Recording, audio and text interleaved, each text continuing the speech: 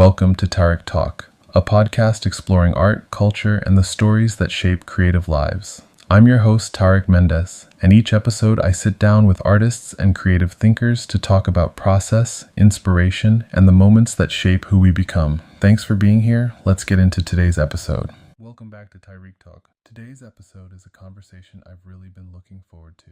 I'm joined by Bailey Coleman, the director of 550 Gallery. In this episode, we talk about Bailey's journey into the art world, what it takes to run a contemporary gallery today, and how 550 Gallery has grown into a space that supports artists, experimentation, and meaningful dialogue. We also get into the realities behind the scenes, curating exhibitions, building community, and navigating the challenges of the gallery world. This is a conversation about leadership, vision, and creating space for art to exist and evolve. Let's get into it. All right, guys, welcome back to another episode of Tarik Talk. I'm here with the gallery director, Bailey Coleman. Bailey Coleman, how are you today? I'm doing very well. How are you? Good. Thank you so much for having me here and being on the podcast episode today. I'm so excited to dive into it. Would you mind telling us a little bit about yourself? Sure. My name is Bailey Coleman. I'm the director of 550 Gallery. I have been working in the art world for 10 years. Now, I started out at a very small Australian-American gallery called Olsen Gruen on the Lower East Side. That was my very first internship. But working in the arts has been in my family for many generations now, actually. My grandmother was an art writer, a critic. My mother was a gallerist in the 80s in New York and an advisor. My uncle's an artist, so, runs in the blood. Oh, that's an amazing journey. Did you know from very early on this, what you wanted to do? From very, very early on, I knew that I had enormous passion for art, an enormous passion. I mean, I would be taken out of school when I was a young kid to go to an opening with my mother in the meatpacking district. I think learning about the arts, being aware of what's going on in the world creatively was very important for me as a young person. I think that exposure is necessary when you're trying to create a life that is inclusive and interesting. I feel like I would love to watch a movie about that, from your life, probably the last years in New York. I do have a few funny stories. I remember being a child and my mom taking me to the Marina Abramovich retrospective at MoMA, and I was very young, and there was part of the exhibition was, I don't know if you remember the retrospective, but one of her series that she has a hallway with naked people on either side you have to walk through. And if you can sort of use your imagination, if you're a young kid and you're shorter than most people, the angle isn't fantastic. Yeah. So that was formative, I would say. I didn't know they liked kids then. Well, Well, can you tell us a little bit of what is 550 Gallery? yes, I would love to, yeah. 550 Gallery is an exhibition and artist-driven space. What I'm interested in as curator here is really trying to create a balance of risk-taking and depth as well. I'm interested in the concept, the conceptuality behind the artwork, the materiality, and at its core, I'm interested in thinking about what creates meaning. I think, especially in these times, we have to think about what place does artwork have in our world, and how is that shifting? What does it mean to have an artwork in your home by an artist who's 3 countries away? What does it mean to bring different cultures, different perspectives into your home? And how important is that? You're being surrounded by art all day, every day.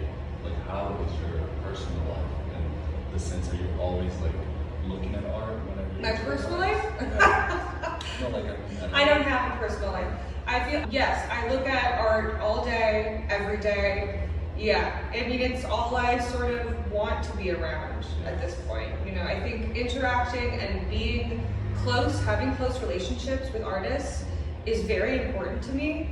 A large part of my mission as both director and curator here is creating long-term relationships with artists that I work with and providing support to them year-round, all the time, in different aspects of the job, not just showing their work on the walls, but helping them with grant applications, with writing their statements, with anything they need. I think because of where we're at right now with artists not being able to afford studio spaces regularly. They need all the support that we can offer, and that's what I'm interested in doing. Wow. Seriously, that's amazing. That's the hardest and most rewarding part of the job? The most rewarding part of the job is seeing the look on the artist's face during an opening reception, I have to say. It is really exciting to be able to offer any amount of support that I can to the artists that I work with. And when it's a successful opening, when they're getting the compliments and the praise they deserve, and I can see that happening, that makes me very, very happy. Yeah.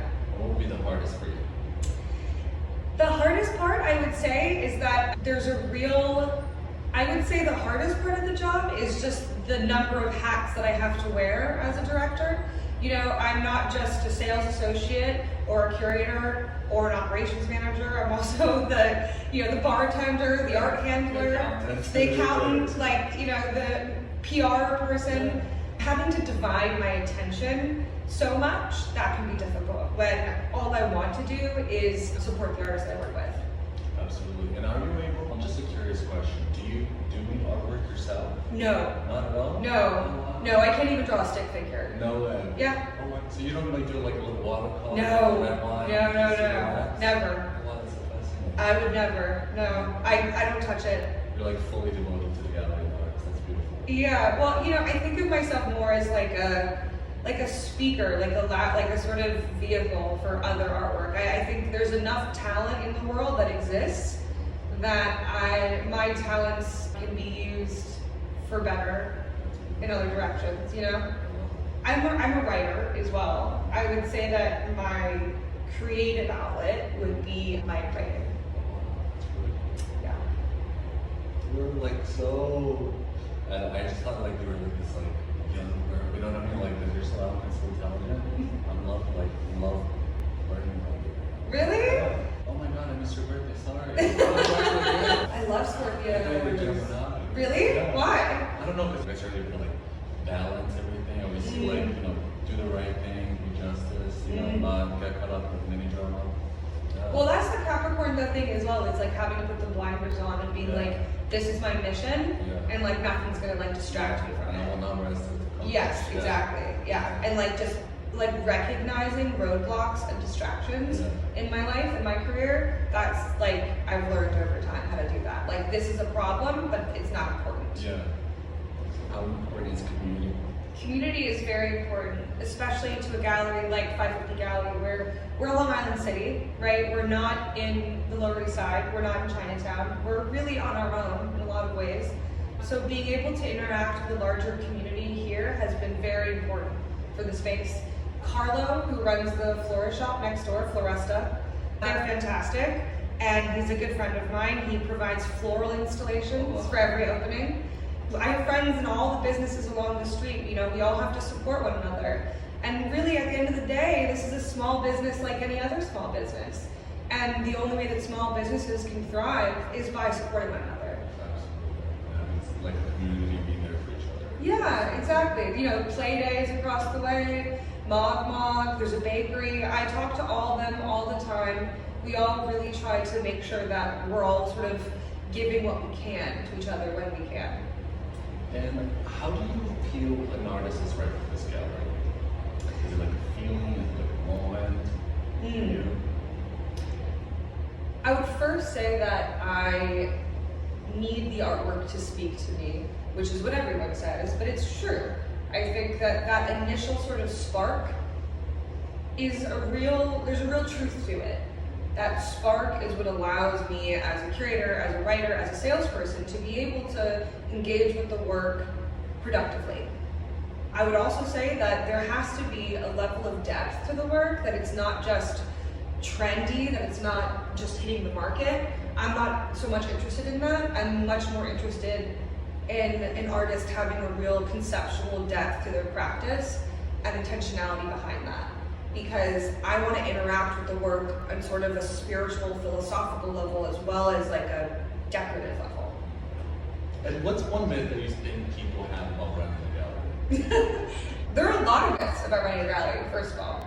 But I think the myth that is most wrong is that it's very glamorous, I would say. Yes, there is a certain level of glamour and sort of finesse that comes with running a gallery, but it is a hands-on, passion-driven project that is a daily process and, labor of love in many, many ways. I think that many people in the art world like to pretend that that's not the case, and I'm a big supporter of being more open and honest about the fact that the reason why we all do this is because we love it. And what's a dream project for you? Because you didn't have to worry about budgets. Oh my gosh, you shouldn't ask me. I mean, a dream project, wow. First of all, my dream project would definitely be public. It would be something that the public would be able to see. I'm interested in working with the landscape. So immediately I go to thinking of some sculptural installation that interacts with the world around it. So, I mean, I have a few ideas that have been percolating for a few years that I don't want to get too into, but yeah, I would say a public installation that interacts with the sort of landscape that it's in. I love that. And then if you could go back you now to the younger version of you when you first opened the gallery space, do you have any advice for yourself? A younger me. I guess I would say not to feel in a rush, is what I would say. I think there's a tendency, especially in an industry that is so fast-paced, that is determined often by the market, that exists on a 100% international scale, that there's this sort of overwhelming feeling of always feeling behind. And I would say to my younger self that maybe you are behind and that's okay because you're 19 and that's fine and you'll catch up. Well, you previously mentioned as we were talking, this current exhibition has ended. Yes. Yesterday. About the upcoming opening, and then what caught my attention is how quick the turnaround is. Because I haven't seen this before. Normally people get 2 weeks, 3 weeks in between, or a little break. How are you able to what energy drink are you taking or coffee machine do you have that you're able to do the turnaround so quickly and efficiently? I love new projects. I love it is sad to bring a show down, but I get really excited for the next show to go up. And when that opportunity happens, I want it to go as fast as possible. And we have a fun time. It's me. I bring my friends sometimes, and we play loud music and take it all down, repaint, have a fun time with it. Yeah. I love that. So I really like hearing that because a lot of people take sometimes things too seriously and don't enjoy it. And the fact that you're able to kind of have a chill moment and vibe out for a little bit. Are you able, once you finish the exhibition process, are you already thinking the next steps? I got to do the press review for this artist's show to come in, or are you able to enjoy the moment? Yes. I would say yes to all of that.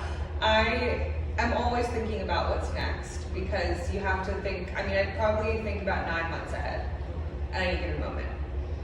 However, I am able to stay in the moment, especially when the artist is present, when I have an artist flying in from out of state for an opening. I'm always present for them, especially because for them, this is it. This is what they've been looking forward to for a year, maybe, for 6 months, maybe. And just because I have a bunch of shows coming up doesn't mean that they don't deserve to feel as though for their short period of time, for their 6-week cycle, that this space is theirs. So every show you have is 6 weeks long? Yes. And you're able to do? Okay, that's really fascinating. And then when you see an artist's work that speaks to you, do you automatically, with all your artistic, history and accomplishment, are you able to visualize everything in the gallery right away? Or are you able to relax, get to know a little bit? Because I feel like you have a gift to, seeing things and I'm pretty solid on what I want the space to look like beforehand, I would say. Yeah. And when you on your day-to-day, when you go to a museum, something that has nothing to do with your work base, in regards to that, are you able to relax? Or are you always this would look good if it was curated here, or I would change this if I was in charge? Or are you able to just be in the moment and appreciate it, or are you always thinking business-wise and kind of artistically? I think at a museum specifically, museums to me are fun. They are, because it's not commercial. It's not something that I'm looking to sort of adjust. I will say that it is so far removed from my sort of commercial fine art space that I exist in that going there often feels as though I'm on a sort of like pilgrimage almost.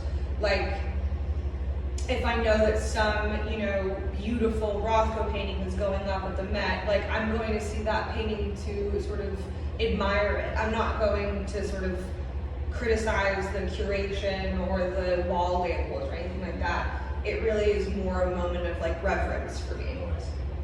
Yeah.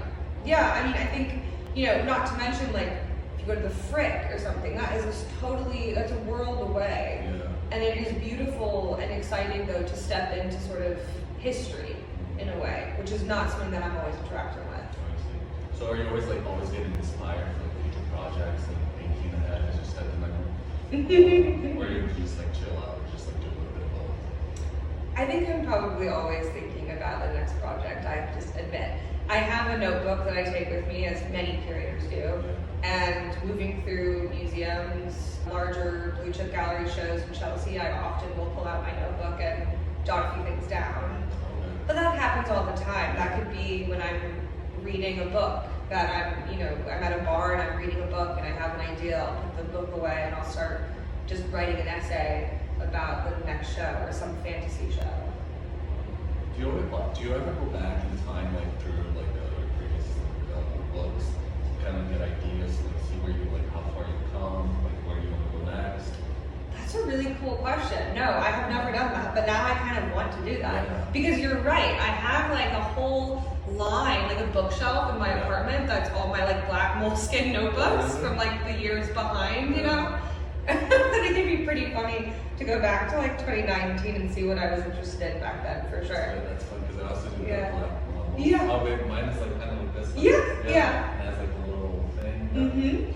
Yeah, definitely. I think for me, a lot of the writing that I go back to sometimes is essay outlines that I'll look at. The way that I map out essays is it's very chaotic, and I'll look back and see that like, oh my gosh, like how did I even get from there to like the final product? I mean, but then it makes me feel better, that it means that anytime I'm in the weeds, I know that there's gonna be a sort of like light at the end of the tunnel. What's like a spiritual practice for you? I mean, like something that like soothes you if you're under stress, and then like like I'm not having a good day today. I need to like to do something for like my mental health or something for me, like me time. Do you have like any routine for that? I do. I think every good art dealer has to have a routine.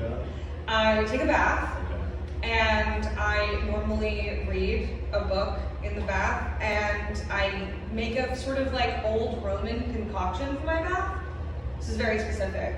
So I put milk, honey, olive oil, and lemon slices.